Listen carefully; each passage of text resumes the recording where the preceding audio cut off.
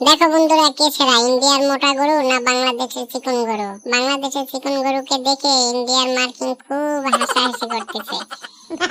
এতে বাংলাদেশের মার্কিং লজ্জা পেয়ে কান্নাকাটি করে বাড়ির দিকে দৌড় দিচ্ছে আর বলতেছে, আমার গরুকে আমি মোটা তাজা করবো। পরে সে বড় বড় বার্গার খাওয়ায় এবং জিমে নিয়ে যায়, জিম করায়। পরে গরু অনেক পরিশ্রম করে, তারপর জিম করে করে অনেক মোটা হয় এবং বডি বিল্ডার হয়ে যায়।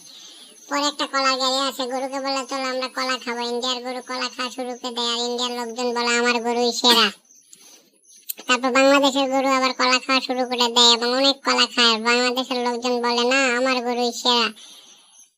এখন বন্ধুরা তোমরাই বলে দাও কোন গরু সেরা হবে? তারা কলা খেতে খেতে ক্লান্ত হয়ে বসে পড়ে।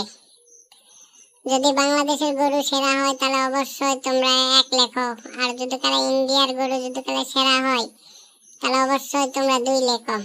ভিডিওটি অবশ্যই ভালো লাগলে একটা সাবস্ক্রাইব করে আমাকে এগিয়ে দাও।